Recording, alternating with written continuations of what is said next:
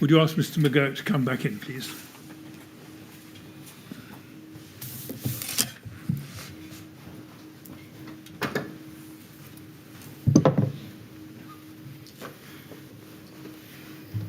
Right, Mr. McGuirk, all ready to carry on, I hope? Yes, sir. Very good, thank you. Yes, Mr. Kinnear? Thanks, sir. Mr. McGuirk, can we now turn to the question of positive pressure ventilation? Now, you address this piece of equipment at paragraph 198, page 72 onwards of your report. So that's at SMC quadrupled 00046/72. Is it correct that the purpose of PP vans is to remove smoke from a particular space and or to prevent further smoke entering that space? Yes, it is.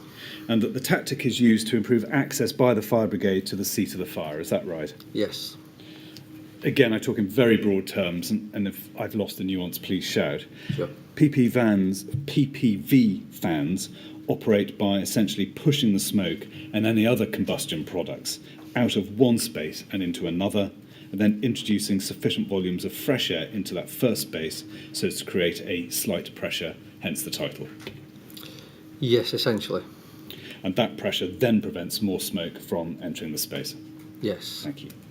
Now, you explained that PPV fans are commonly used in multi-storey buildings, in particular, essentially to keep the stairwell free of smoke. Is that a fair summary? It is.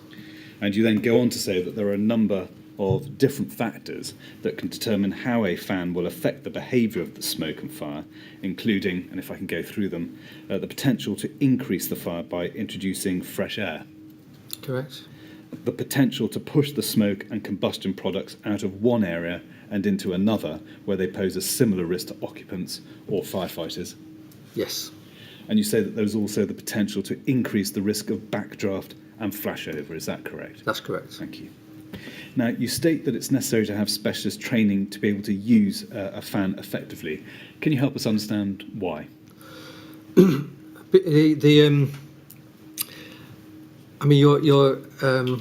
summary is very helpful, Mr. Kinnear, but there are an awful lot more tactics because they're getting the right balance of sufficient inlets within which air can come in, balanced with sufficient outlets through which smoke and other combustion products can escape, and where those outlets are located, which may well be to further feed the fire, as you just highlighted there, requires quite a lot of consideration and modelling, and there are some sort of teaching tools that people can use, almost sort of desktop, where you can blow smoke in and open doors and shut windows, and you can actually start to see how you can control the movement of smoke and combustion products simply by a combination of fans and opening and shutting various vents and outlets within either a building or a compartment or a multi-storey building as well.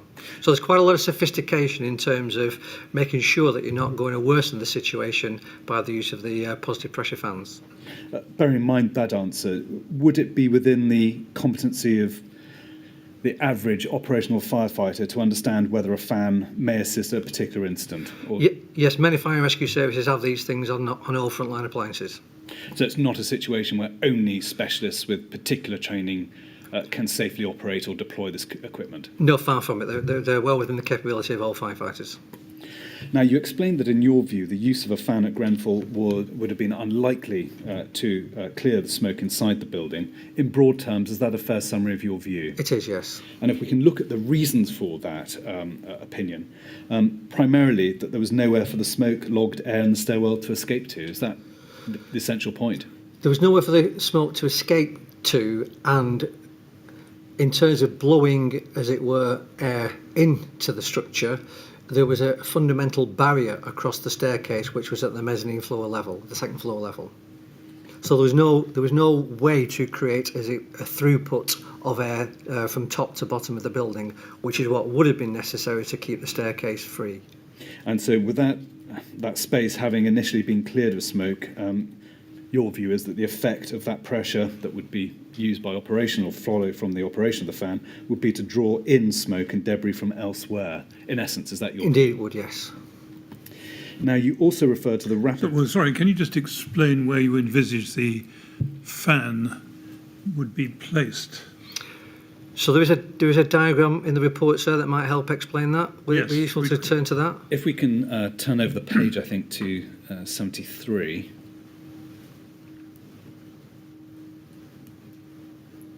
Maybe slightly further. I'm afraid my memory of precise pages of the report isn't what it ought to be. But there we go. There we go. Yeah.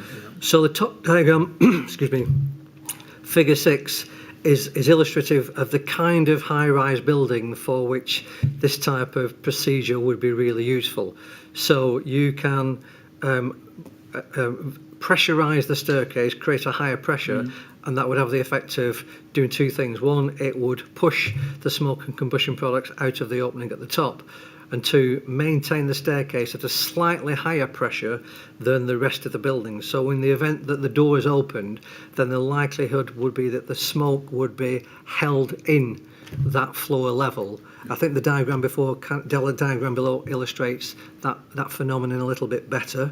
So the diagram on the right shows that by keeping a pressure in the staircase, the combustion products remain in the room, whereas the diagram on the left without a fan shows that the combustion products are just free to move into the staircase enclosure and will just come further and further down effectively. But in both cases, it contemplates that the fan will be set up outside the building. Indeed, sir. So if we go to the next diagram, if we could, Mr. Kinnear. Yes.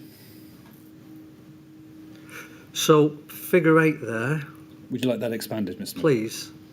Thank you. So where the fan is pointing was actually at the door into, the main door into Grenfell Tower. Yes.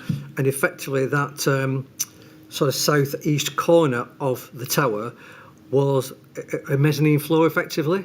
And there was a door, it isn't shown on this diagram, but there was a door between the bottom of the staircase and the mezzanine floor itself. And so you've only got two options. You could have either put the fan where I've kind of pointed it there, in which case all that would happen is you would pressurise that bottom southeast corner because the door into the second floor would prevent you doing anything else.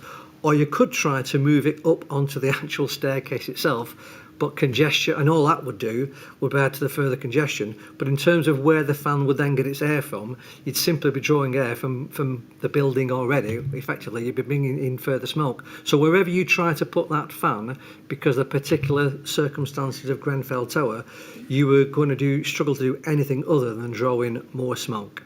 And presumably, if you place the fan in the ground, just inside the ground floor, where's the smoke going to go? There isn't an exit, is there? There's no exit for it, exactly, sir. Right. Yeah, thank you, that's helpful. Now, you also refer to the rapid development of the fire at Grenfell over multiple floors.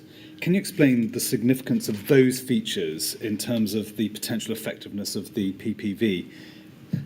Put differently, is it the case that the fire was simply developing too quickly for the PPV to have any real substantive, long-lasting effect? In a nutshell, yes. Essentially, it's a sequential process. You would need to pressurise one area to create a greater pressure, to then move to another area to create a greater pressure, and then so it is a sequential process, if you will, of pressurisation.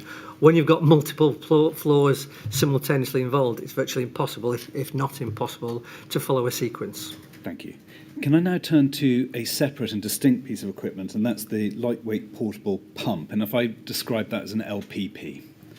Now, you deal with this particular item of equipment at paragraph 206 of your report, which is at page 76 onwards, so just over the page, please. Now, there you explain that LPP is as the title suggests, a portable pump that enables water to be pumped from open-air sources, such as rivers and lakes. Is that a fair summary? It is. Put simply, the essential disadvantage of LPPs is that they cannot provide as much water as a standard pumping appliance. Is that right? That's it. By contrast, their principal advantage is that they can be used in areas that a standard pumping appliance may not be able to access. Exactly. They can be physically manhandled into really quite small spaces if necessary. They're petrol-driven, so they can only be used for a finite period before they require refueling. Is that also right? And, of course, they also give off exhaust gases as well. And that's the next point I was going to ask, yes. Which is why, to bring clarity to the point, they're not designed to be used indoors. They're designed to be used in the open air. Exactly. Thank you. Now, there is some evidence, I think I'm right in saying, that an LPP was taken inside the tower during the later stages of the incident. Is that, as a broad proposition, is that your understanding of the evidence as well? Certainly, I've seen pictures of the entrance to the tower and witness statements that suggest that it was inside the tower. So it was somewhere in and around the ground floor of the tower, either just outside or just inside or both at some point in time during the incident. An LPP inside the tower would still have needed to draw on the water supply to the rising main. Is that the operating assumption you're making? Exactly. And essentially the problem, I think I have no criticism of the attempt to improvise and try to do something almost out of an act of desperation to get a better water supply. But the water supply experts, I'm sure will speak for themselves, but essentially the problem wasn't so much the capacity of the main inside the tower, it was the supply to the general area and the risk of overdrawing the supplies that were available in that vicinity. And so there was a real need to go further afield to broaden the sources of supply rather than, I suppose, increase the pumping capacity at the scene itself. And viewed also practically, the LPP would, to put it bluntly, struggle to have provided a significant volume of water, given that it only had one outlet. It's A, the volume of water, and B, the height to which it would be able to pump would be very difficult as well. So it's a much smaller motor. It can only they can only pump to a lesser height, as it were. And so, Well, again, Because of frictional loss and gravity. it's probably my fault, but where's it drawing from? So again, you've got to feed it from somewhere. So essentially, the supply to the light portable pump will have come from the same sources of supply that was feeding the other pumps. So effectively, crudely, you are robbing Peter to pay Paul. I think the one caveat I'd put to that is I think some of the evidence talks about that they were using the light portable pump because the falling debris had cut through the existing holes. So in one sense, it's possible that you were not, as it were, stealing the supply from something else, or taking the supply from something else, rather than you were replacing something that had already been lost during the incident. But I think, so your essential point is the same. The water is coming from the same place, so it's really half a dozen of one and six of the other what you do with it. following on from that, given that it operated with limited pressure, would that have decreased the higher up it went in the tower? Assuming, of course, it did go higher up. Yeah, I make reference to a simple fire ground formula. It's roughly 0.1 of a bar per head, as it were. So yeah, effectively, you're losing basically a bar's pressure every 10 metres, as it were. And that as it was petrol-fuelled, wherever it was used, it would have emitted fumes which wouldn't have helped, put mildly, smoke logging in that particular area. Exactly. And so for all those reasons, is it your opinion that you consider that it wouldn't have made any material difference had LPPs been deployed or deployed sooner on the night of the fire? No. Now can I turn to a separate and new topic, and very briefly, and that's the use of a helicopter. Are you able to assist the panel on the practicability of using a helicopter to rescue people from the roof of the tower during the course of the night, beyond the findings that were made in the Phase 1 report? No, I have no expertise in helicopters. There's no helicopter capability in the UK from a fire rescue point of view, so I've no expertise in that area at all. Thank you. Can I now turn to a separate matter, which is alternative firefighting strategies, which is the the final topic I'd like to address with you. And you consider this from paragraph 211 onwards of your report, which starts at page 78, so 2 pages forward. Now, if we can look at paragraph 212, you make what you consider to be an important point, which is this, that due to the speed and scale of the fire spread on the 14th of June 2017, there came a point at an early stage in the incident when there was no real possibility of firefighters getting above the fire to stop the spread. Is that, have I drawn out the importance of the point you want to make? You have. Would it also be correct to say that because of that factor, the LFB were primarily facing a rescue operation while trying to limit fire spread as much as was possible? That would be my view, yes. And did that mean essentially that the LFB were never going to be able to extinguish the fire in your view? Not realistically, no. Consequently, did they need to prioritise their resources on rescue as well as limiting the extent of the fire spread? That would be my view, yes. Now, as we've already dealt with earlier in the evidence, you agree with the chairman's findings in the inquiry phase 1 report that evacuation ought to have been attempted on the night as the only realistic means of minimising life, but you also put into context and you agree with the caveats and that the chairman noted, and you essentially you come to the view that that was still preferable to telling occupants to remain in their flats. In essence, is that your view? It is. Now, we know that the LFB did not have an evacuation policy or procedure at the time of the Grenfell fire and did not train incident commanders on when and how to carry out an emergency evacuation. Now, you provide an important point of context in your report at paragraph 216. If we can go to that on page 79 and really look at the penultimate sentence, which starts with the word essentially.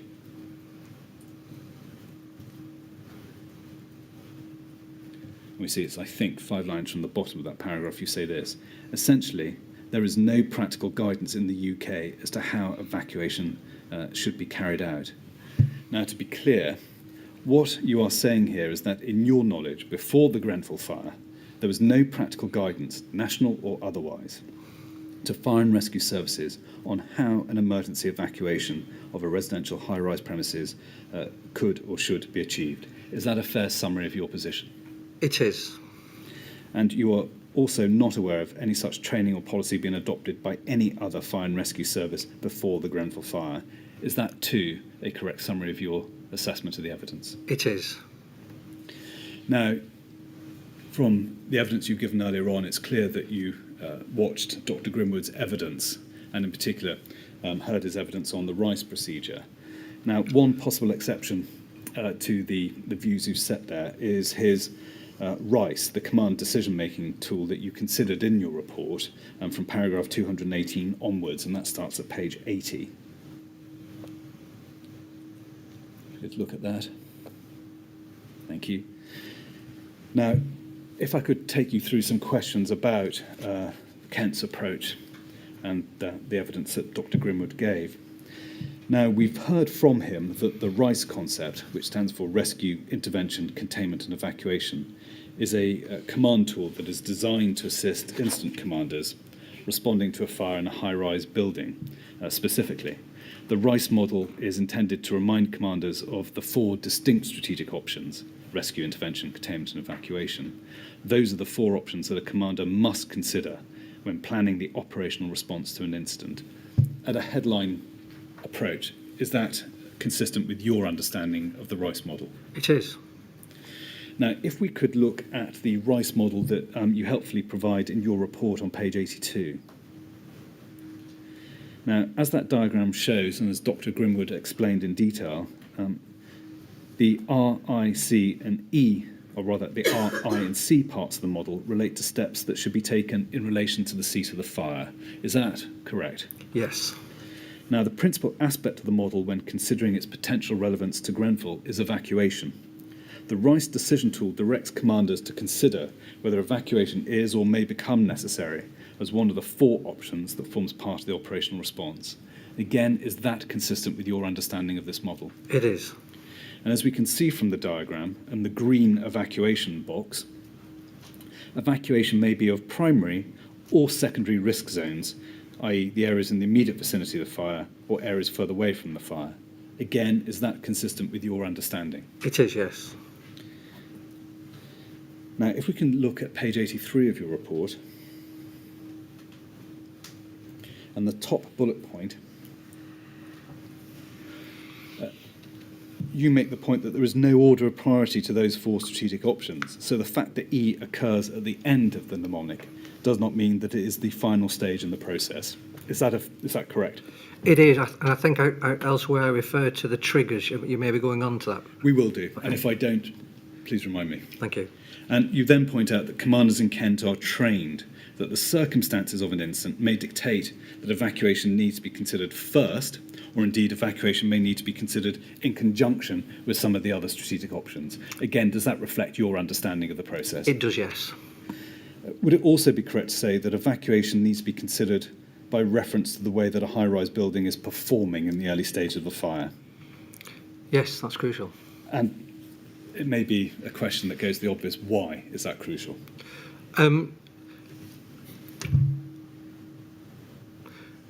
fundamentally,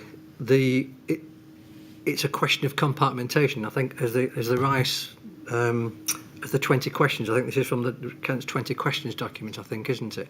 Essentially, fundamentally, where compartmentation has broken down, then you've really got little option but to move swiftly to evacuation. I think in summary, the kind of Rice model has at its core that principle.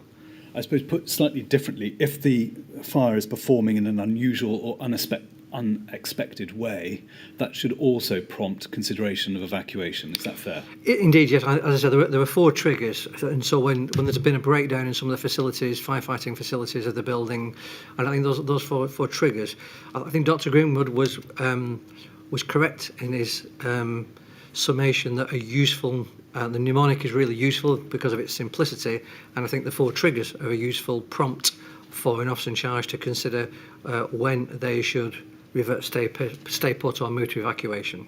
And underlying all of this, the Rice model proceeds on the basis that compartmentation cannot necessarily be assumed to continue or to subsist. No, and I think he explained that the kind of genesis of the policy or the model was fires in Kent a number of years ago where similarly compartmentation had broken down alongside Dr. Greenwood's experience in other parts of the world. And it follows that, for example, evacuation of flats on the same floor as the fire flat may need to take place as a priority even before the initial attack crew entered the fire flat. Is that fair? It is. Now, in terms of the viability of evacuation, one crucial component of this is the maintenance of a smoke-free stairwell that can be used by occupants exiting or being helped to leave the building. Is that right? It is. And that is provided for in Kent's high-rise standard operating procedure, which you've also considered. Is that right? Yes. Now, we don't necessarily have to go to the standard operating procedure unless you want to, but in your view, does the Kent approach present an effective means of reducing the possibility for smoke spread within the stairwell, thereby preserving a viable escape route? I think it presents a strong possibility. I think even Dr. Greenwood conceded that their working assumption in Kent is that smoke is likely to still be in the stairwell, and the experience for all kinds of reasons of housekeeping and so on is that there remains a possibility, even with stairwell protection teams, that fire and combustion products could make it into the stairwell. But as a principle, as a working principle, that stairwell protection teams stand an extremely good chance and an important vehicle, important opportunity for maintaining stairwells as free from smoke as possible. To the best of your knowledge, how widespread is application of the Rice model, or at least the principles which underpin the Rice model? Before Grenfell, not very widespread. I mean, in truth, I'd only... I retired as Chief Officer in 2015. It was just about on my radar, but it would be misleading to say I was familiar with the approach in 2015. I'm aware that subsequently a number of fire and rescue services have adopted the Rice approach in whole or in part. And is the absence of widespread application due to lack of awareness of its existence, or were there more principled reasons for not seeking to apply it? I think in truth, prior to Grenfell, the problem perceived by fire and rescue services with high-rise firefighting was more associated with risks to firefighters. There have been a series of firefighter fatalities over the years, which the inquiry's already heard about, and near misses as well as firefighter fatalities. And that had very much driven changes to operational procedures and practices. Lacanel was probably the exception to that. There had been fire fatalities in high-rise buildings, but in many respects it would be in a lounge or a kitchen. The phenomenon happened to be in a high-rise building. It did not register as a consequence of the high-rise risk. It was the risk that people face from fire. Lacanal, I say, was the exception to that, but even in and around Lacanal, the proximity of the Shirley Towers incident, I think, still very much pointed fire and rescue services towards seeing high-rise fires as primarily a risk to firefighters and therefore a need to put in safe systems of work as they were a risk to the public. And I think for that reason, there wasn't a great deal of energy expended in sort of seeking out alternative approaches to firefighting, because at that stage it was not foreseen that the existing approaches were problematic. Thank you. Now, you've stated that in your view, the Kent approach, which incorporated RICE, that requires consideration of evacuation as a priority, and the standard operating procedure that provided for protection of the stairwell in order to assist evacuation, could have materially improved the effectiveness of the operational response at Grenfell. Is that a fair summary of the general elements of your conclusion? It is very much of the general point, yes. You make a number of significant caveats, though, to that view, and if I could go through those caveats with you, Please. Mr. McGuirk. First of all, you're careful to qualify that general view by saying that the implementation of the Kent approach would not necessarily have prevented fatalities at Grenfell, but you consider that it's possible that it may have saved lives. Is that a fair summary of your opinion? Yes, it is. However, it would also be correct to say that any attempt to apply the RICE model at Grenfell would have faced the particularly challenging circumstances of that incident, including, and if I can go through certain factors, the absence of a system allowing communications with residents. Yes. Secondly, the rapidity of the fire spread. Yes. Thirdly, multiple failures of compartmentation. Correct. Fourthly, the fact that conditions in the stairway were, after the initial stages of the incident, increasingly compromised. Correct. And fifthly, the fact that there were residents with mobility issues who would have required more assistance to leave the building. Correct. Thank you. Can I now turn to a separate topic, which is smoke hoods and smoke curtains? First of all, you deal with smoke hoods from paragraph 228 of your report onwards, which can be found at page 84, so just over leaf. And if we can go over the page. Oh, sorry, I thought it would be there. Anyway, you've provided an image which is in fact taken from Kent FRS's website, where they now use smoke hoods. And perhaps if we can go to INQ 000-13953.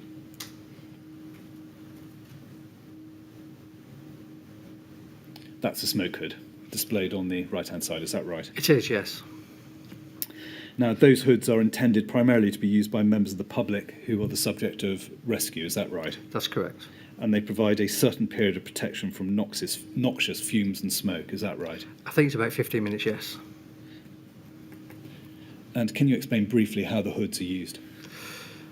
So they were not in widespread use when I was in the fire service, so I didn't know personal experience of them.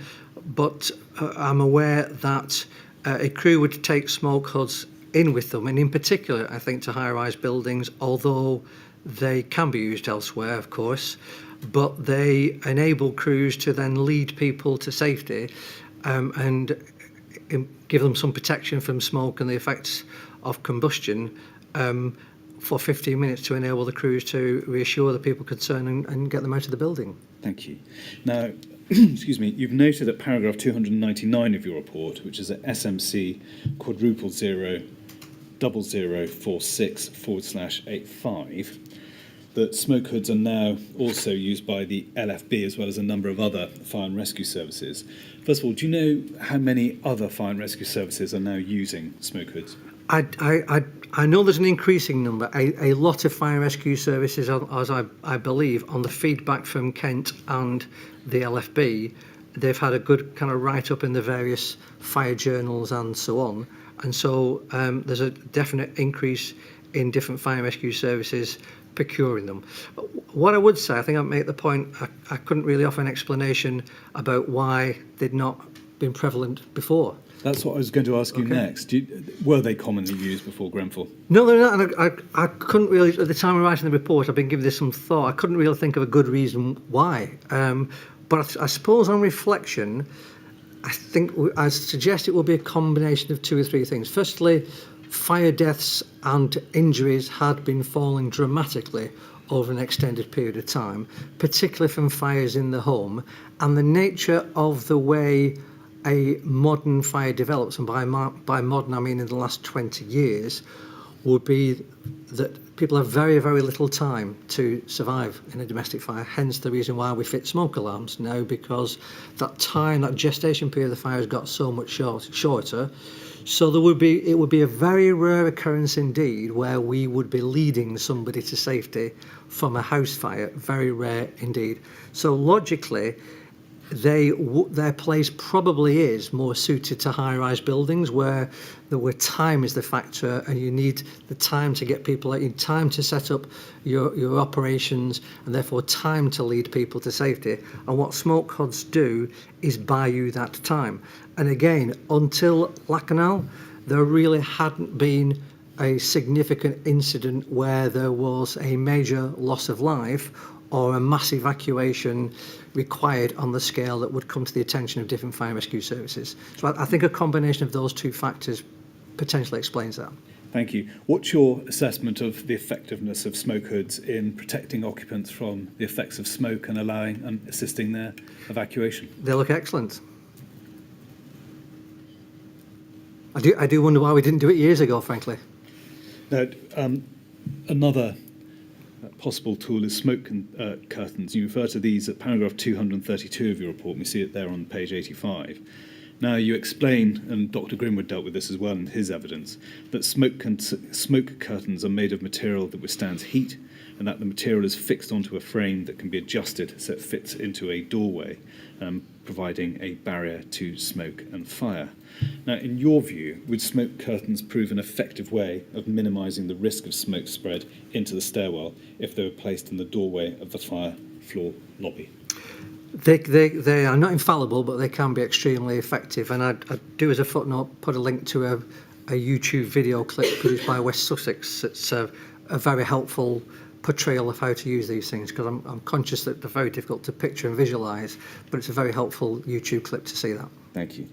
Could they be used in conjunction with the Kent procedure, in your view? Yeah, I think the latest iteration of Kent would use them as a matter of course, almost as a precautionary measure, because whilst Kent has a policy of shutting doors and self-closing devices are part of the approach, often self-closing devices are not working. So even where they've got a fire door, I suspect Kent will still use smoke curtains almost as a kind of backup procedure. What is your view of the practicability of the use of smoke curtains at Grenfell had they been available? It's difficult to say. I come back to the point of multiple failures so quickly, effectively, simultaneously on multiple levels. I think they would have enabled some protection in terms of keeping the staircase more free of smoke. But I think some of the witness accounts about the ferocity of the fire on various levels, certainly some of the lights were melted. I think between floors 12 and 14, even some of the bulkhead lights in the staircase enclosure were melted. So in parts of Grenfell, I think it unlikely that even a smoke curtain would have been effective. So I think there was a possibility that there would have been partial success in the application of smoke curtains, but it would have needed a big commitment of resources to install them effectively all the way up the tower as far as they could. Are there any other ways in which smoke curtains could have been used or could be used during the course of a high-rise fire beyond acting as a barrier?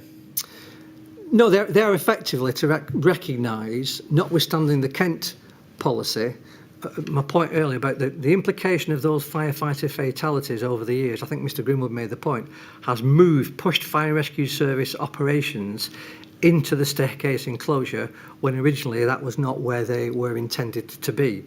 And so what smoke curtains provide is certainly a halfway house to protecting that staircase as far as possible and still enabling firefighters to go in and out of doors that are held open for one reason or another, hose or self-closing devices being broken or whatever. Thank you.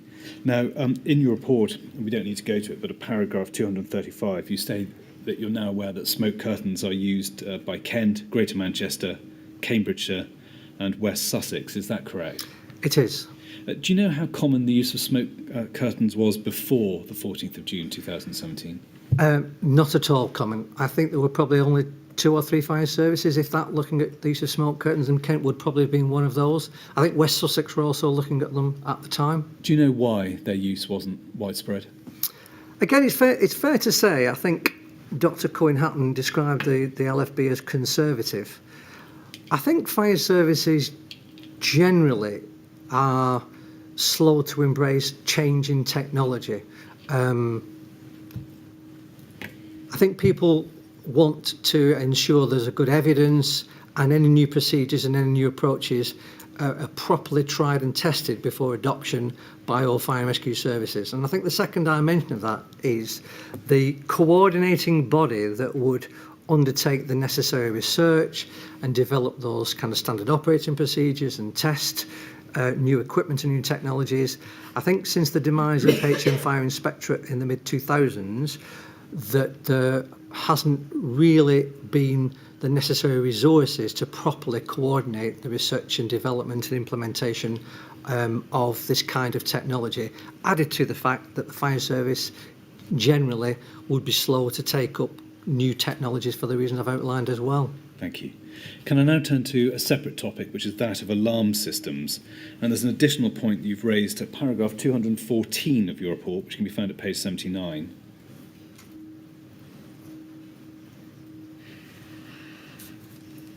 And it's really in relation to the practical challenges of evacuation of a residential high-rise building, which is that of communication with occupants, and specifically how to inform occupants that they should leave their flats when that decision is taken. Now, you say in the report that this could be much more easily achieved with the incorporation of a building-wide alarm system in high-rise premises, which should be capable of being selectively activated, either manually or by automatic detection. Again, is that a fair summary of your view? It is. Thank you.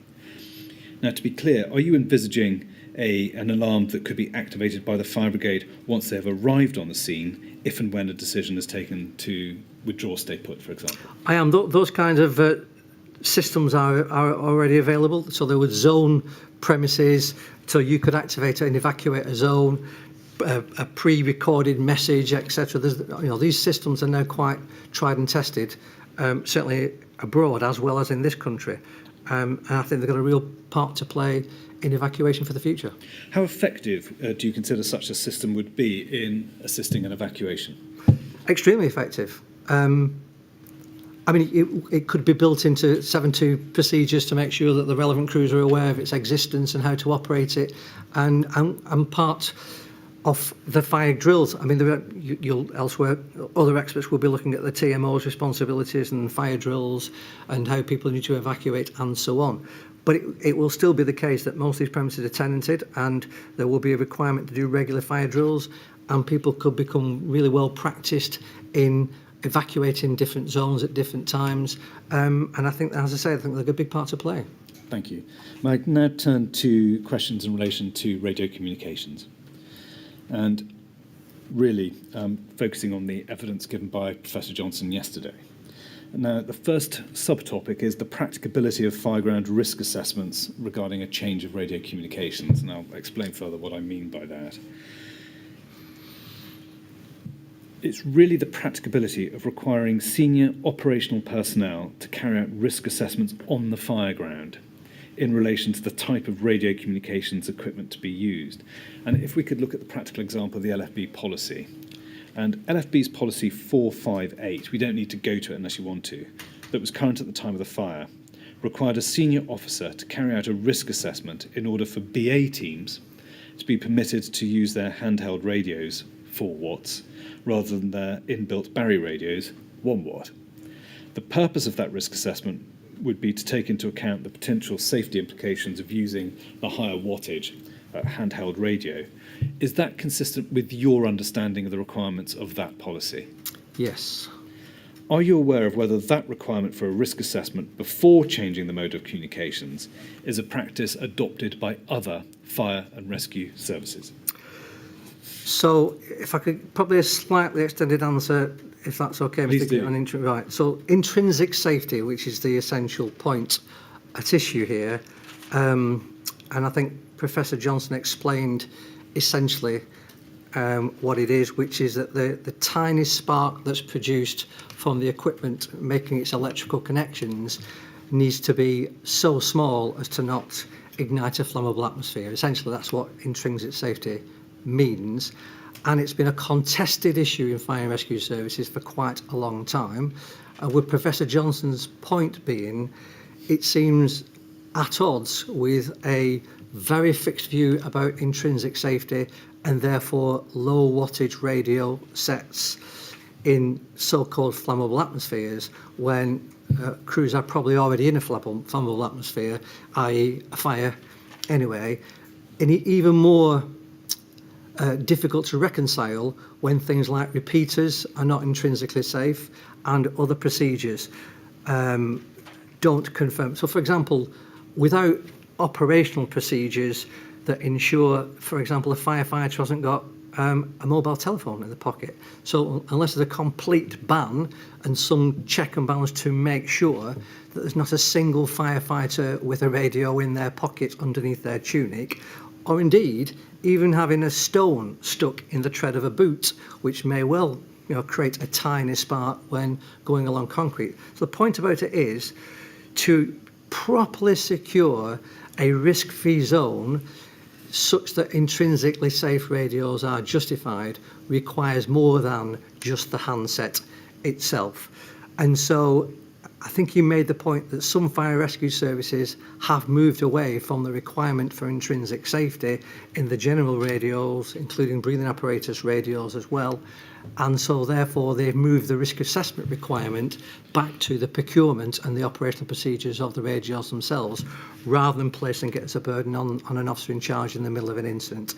And I would subscribe to that view. Certainly that was the view that I've taken over the years in the organisations I've worked with. So can you help us? When did the transfer of the risk assessment start to take place? So I would say late 2000s, early between 2010 and 2014. In Greater Manchester, we replaced our fire-ground radio systems, I think between 2012 and 2014, and we moved to digital radios, and I'm fairly sure that we moved away from intrinsic safety as a default standard.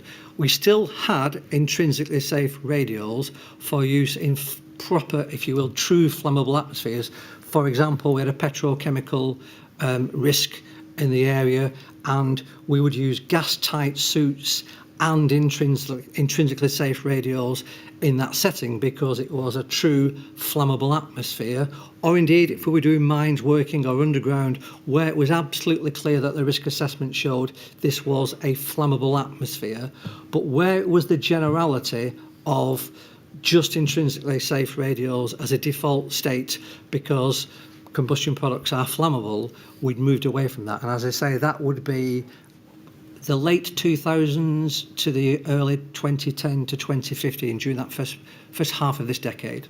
And so was Manchester in the lead, or were you in the majority? Difficult to say in the majority. We were certainly not the only one. There were those radios were manufactured, and other fire and rescue services were used. I'm fairly sure Cheshire. I'm pretty sure we did it in Cheshire. If we didn't, Cheshire certainly did it, and other fire and rescue services around the northwest. I think similarly we're moving away from intrinsically safe radios. Thank you. Now, Professor. Sorry, I'm going to have to ask you again, Mr. McGuirk, to go a little bit more slowly because I think our transcriber is finding it quite difficult to keep up with you. I do apologise. Probably the No, accent it's right. as well. It's very difficult to control the speed at which one speaks because one does it naturally. But if you can, it would be appreciated, I'm sure. Thanks, sir. Yeah, thank you. Professor Johnson has pointed out that during the fire, the Grenfell fire, some LFB BA crews did use their handheld radios without that having been approved of or by a senior officer's risk assessment or indeed reported to the senior officer. Does that tally with your reading of the evidence? It does. I suppose the tricky element is I'm not quite sure what that risk assessment would entail. It's a fire, the building's already on. I think Professor Johnson was making the point, the building is already on fire, isn't it? So trying to evaluate where the flammable atmosphere now is in order to undertake a risk assessment becomes extremely problematic. Thank you. That sorts out the answer to my next question. How usual in practice would it be for a risk assessment to be carried out? Because it seems that it serves no useful purpose in these particular circumstances. Yeah, I mean, there's, as Dr. Cohen-Hatton said, dynamic risk assessment on the fire ground is an ongoing process and an ongoing approach, and continually to develop, build and maintain situational awareness is part of the function of being an incident commander. So in the general terms, that dynamic risk assessment is an ongoing process. What I think we're talking about here is a specific risk assessment associated with the use of non-intrinsically safe radios, and it not being a policy I've kind of used myself, I would have to assume that the LFB officers were trained at what point in time they would undertake that risk assessment, and indeed how they would record that risk assessment and where they would record it. I think that flows on because Professor Johnson observed that the prospect of senior officers carrying out risk assessments in order to permit use of handheld radios, I think the euphemism he used was problematic, in the sense that there would be no way of communicating the decision, or there'd be obstacles in the way of communicating the decision to BA crews who'd already been committed in the building. Presumably you would agree with Professor Johnson's view on that. Exactly, it becomes a self-fulfilling prophecy, doesn't it? Yeah. In your opinion, at what stage of an incident would such a risk assessment need to take place for communications to be effective, i.e. the risk assessment of a change to handheld radios? So I think the decision of which channels to use or how to establish a command communications infrastructure is part of the tactical plan formed by the incident commander. As command is handed over at various stages of the incident, part of the handover of the officer being handed over to would be to establish what is the existing communications infrastructure that's in place for that incident command, and or make a determination whether there's a need to change that at that point of command takeover, or indeed whether to change it subsequently as his or her situational awareness develops. So I think at the start of the incident, at the point of handover, and an ongoing basis as part of situational awareness. Thank you. If I could just pick up that point, which is the use of multiple channels, one of the points you made there. Professor Johnson observed that in addition to the radio channels that were in fact used at Grenfell, there were an additional 3 channels to which the LFB had access but did not use. So it's channels 4, 7 and 8. Professor Johnson considered that those channels presented an opportunity to, quote, to increase the capacity and resilience of fireground communications, close quote. My first question is this: do you agree that using additional radio channels may be of benefit on the incident ground? Yes, I do. It requires careful orchestration in terms of how you move from the existing channel infrastructure you've got to a new channel infrastructure. If I can stop you there, how does the incident commander secure the benefits that flow from the use of additional channels? Can you explain to the panel how he'd go about doing that? So when it is clear that there's congestion and confusion and more radio channels would be helpful, that's a command decision. Normally, you would have the command unit that's got the technological infrastructure to facilitate and enable this with repeaters, antenna, etc. You would then anticipate that the command unit crew, and if they needed supplementary resources, they would commandeer other firefighters to form part of the command unit crew, would then actively and quite assertively manage the transition from one channel to another and physically use runners to do that. So there would be clear what the sectorisation is. So if the water sector is going to use this channel, they would simply make sure and physically send a runner to the water sector and say, you now change to whatever channel, check it out while they're there, that the command unit has got somebody on that channel, and to make sure that they've established that communications link. And then they would say to the sector commander, you now need to make sure that all your personnel who are involved in this work here are all on the channel that we've now allocated to you.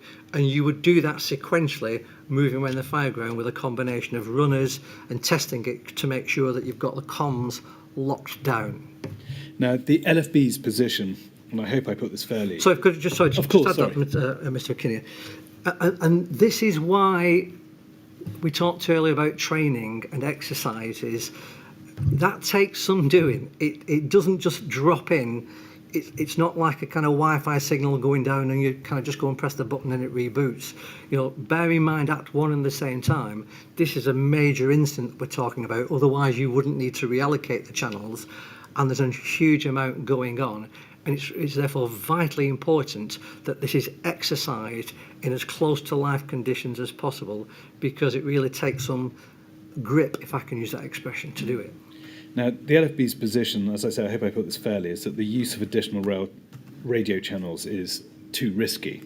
And in response to the recommendation of the Latinal coroner that the LFB consider using additional radio channels, the LFB's explained that this would create a need to retransmit any risk-critical information that needed to be transmitted to crews over those additional channels to ensure that that information was received by everyone, rather than being able to communicate with all crews at the same time on the same channel. Now, my first question is this. In your view, is it correct that the use of additional radio channels poses the risk to crews that appear to be concerning the LFB there? Provided the transition is well managed, that's not been my experience. I mean, the risk information that personnel are aware of, they're already aware of it. It's already been transmitted, and they're now managing this incident on an ongoing basis. Simply changing the radio channel is just simply the means of communicating thereafter. So you would only have a doubt about the awareness of risk information because there's a problem with risk information, not necessarily because there's a problem with the radios. You see what I mean? They've already got this information. I'm struggling to see how the transfer from one channel to another further compounds that problem. Thank you. Now, can I turn on to a separate point, which is the possibility of more extensive use of airwave radios? And Professor Johnson has considered that possibility on the incident ground, given their stronger signal strength, rather than reserving airwave radios for the sole use of senior officers for communicating with control. Now, in particular, Professor Johnson has referred to a proposal that the LFB appear to have considered as part of the LACNAL inquest to make use of incident command talk groups on airwave radios by those in the chain of command. Now, do you have any view on the general feasibility of making greater use of airwave radios on the incident ground? Only in the sense that they give you the advantages I think Professor Johnson identified. You've got the digital radio, you've got better coverage, therefore greater reliability, and so on. So there's a real opportunity to use them for talk groups on the fire ground. They're quite a complicated handset to use. There's quite a lot of channel changing because they're kind of multifunctional. In my experience in the fire rescue services, because we moved to digital radios anyway, we were able to take advantage of that talk group type facility without necessarily resorting to the airwave arrangement. And the reason for that is Airwave has had a limited life. I know that's been extended, the project's been delayed, but it was uncertain at the point in time that we were looking at changing out radios how long the Airwave system was going to still be in existence from the kind of national fire perspective. So we went in a slightly different direction using digital radios, but essentially I think the general point remains the same, that the advantage of the airwave talk groups and digital radios being able to do that, I would agree with. Thank you. Sir, Mr. McGuirk, I've reached the end of my prepared questions. Oh, right. Sir, may I ask for until 3:15 so they can review matters, see if there's anything else I ought to have asked which I haven't done, and to give others an opportunity to suggest other questions? Well, since it's as early as it is, I think we can allow you that indulgence. Thank you. Yes, Mr. McGuirk, you probably know that when counsel gets to the end of his questions, or thinks he has, we always have a break to give him time just to check that he hasn't overlooked something, and also to allow others who are not here to suggest questions that perhaps we should put to you. So we're going to have a break now. We'll come back, as you heard, at 3:15, please, and we'll then see if there are any more questions we want to ask you. Excellent. All right, and please, again, don't talk to anyone about your evidence over the break. Thank you. Thank you very much.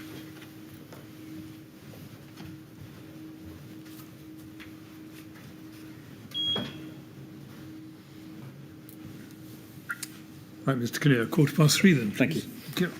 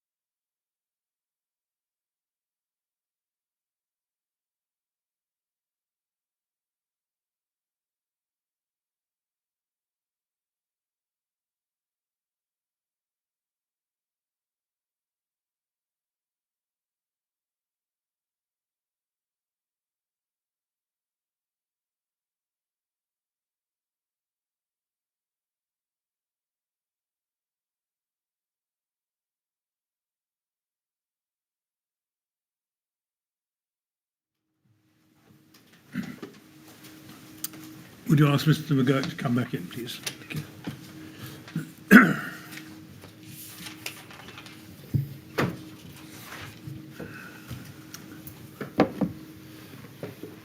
Well, right, Mr. McGuirk, I'm sorry we kept you waiting longer than I indicated, but we are ready to go on now, so we'll see if there are any more questions for you. Thank you. Yes, Mr. Thank you, sir. A few. Mr. Gurt, you said that whilst Porus marked a shift in what was required under Section 72D, you weren't sure whether it marked a shift in the understanding of fire and rescue services, and that it was left to individual services to adopt the guidance as they saw fit. Would understanding have been improved and more widespread if there'd been a national structure for dissemination of such change and learning? So I think the short answer is probably yes. I would just qualify it if I could a tiny bit. Just to be clear, because POR consolidated, if you will, different avenues of risk information collection, each of those separate avenues were already very familiar to fire and rescue services. It was an act of consolidation. So it's not in a sense that it was kind of radically new and a surprise in that respect in any one of the individual, if you like, strands of information collection.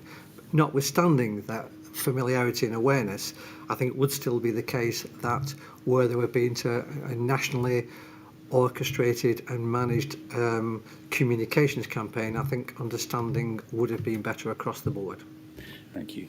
Now, in terms of the more efficient use of training resources, and looking in particular at the greater use of computer-based training, would you agree that live and practical training cannot be replaced entirely or in part by computer-based training? I would agree entirely.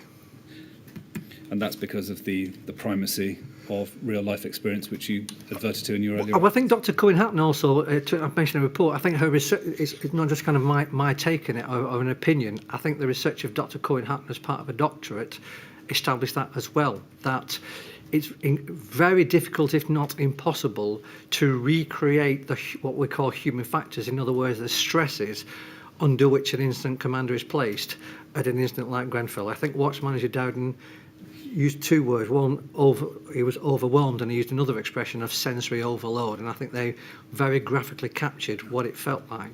And I'm not suggesting that you will put people in that position as a matter of course during training, but you do need to take people to that edge as close as possible in order that when they confront that situation in reality, at least it's not the first time that they do that. The first time you confront something like that is really not on the actual incident itself, if you can possibly avoid that. And the only way of doing that is at least in part practical training with real people putting you under real pressure in a real scenario.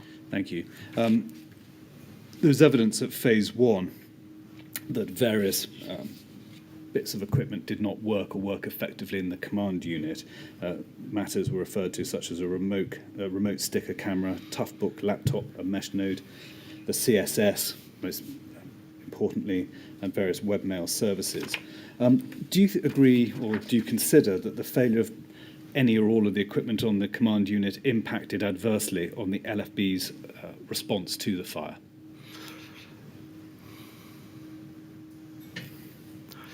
Yes, I do actually. I think that the ability to, as it were, coordinate and perhaps even orchestrate a command and control infrastructure that would have enabled or facilitated better decision making or a better structure to the incident ground can only have been assistance. I wouldn't go so far as to suggest had all of the technical capability of the command unit be in working order, that would have resolved the problems experienced at Grenfell. Thank you. Mr. McGuirk, I have no further questions for you, and that concludes your examination today. Finally, I want to say thank you very much indeed for attending to give evidence today. We're very grateful indeed. Thank you. And Mr. McGuirk, I'd like to add my thanks on behalf of all three members of the panel to you for all the effort you've put into writing your report, which was, I'm sure, substantial. It's a very interesting and useful report, and we're very grateful to have had it. And of course, it's been very helpful to see you here today and hear what you have to tell us. So thank you very much indeed for giving us your time today and for assisting the inquiry generally. Thank you very much. Thanks, sir. And now you're free to go. Thank you. Thank you.